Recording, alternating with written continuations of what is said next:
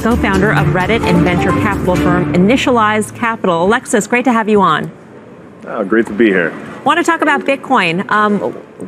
Where do you see it going from here? And is the price of Bitcoin, or any coin for that matter, a reflection of the robustness of the underlying platform? You know, Bitcoin has had quite a bit of battle testing over the years, and it's certainly the most robust and certainly one of the best proofs of crypto being a possible store of value.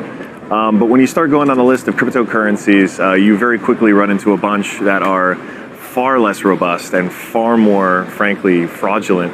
But what this is, more than anything else, is a changing sign of the times.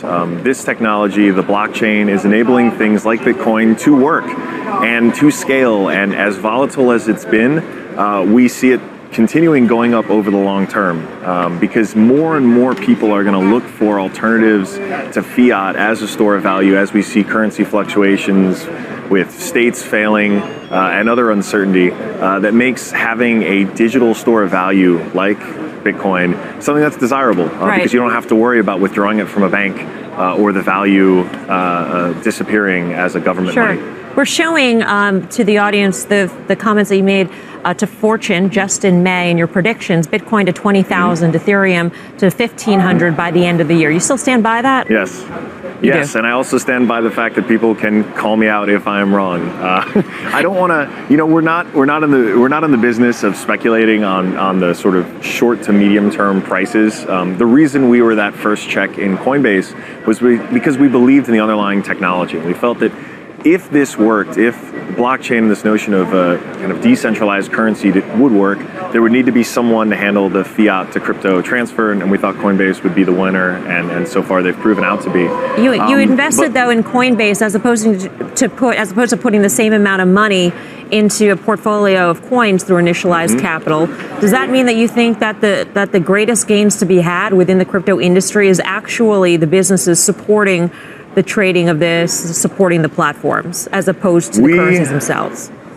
Yeah, we want to bet on the picks and shovels, and because we are a VC firm, we're looking for still actually old school equity investments. We actually haven't participated in token sales and ICOs because we want to own equity in companies, and because we really believe that there is going to continue to be a ton of wild speculation in the actual coin world and coin arena. What we're looking for are the people who are building the robust, very unsexy infrastructure that's probably not going to make a headline anytime soon, but is very quietly going to build the infrastructure that all these things are going to ultimately need to work. Do you believe that the world's governments will ultimately let cryptocurrencies become rivals to their stores of value, to fiat currencies? That's number one. And number two, speaking of blockchain, I've heard it said that blockchain may dwarf in ultimate impact the World Wide Web. Do you agree with that? Yeah, so I think plenty of states may try to stop, and some already have, the rise of cryptocurrencies that would present challenges to their fiats. The ultimate result, though, is the internet as a technology is a very robust and resilient one, and I think people will always still find a way.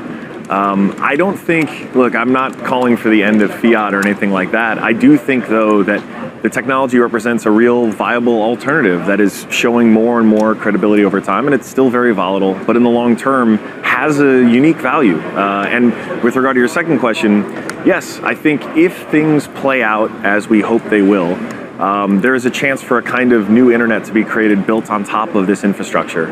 One where we can look at the things that worked and the things that didn't with the first sort of web and improve upon them. Even just the idea of being able to browse with a store of value is something that the first internet couldn't really have, and that has basically locked out a whole portion of the world that doesn't even have credit cards, but does have an internet connection today.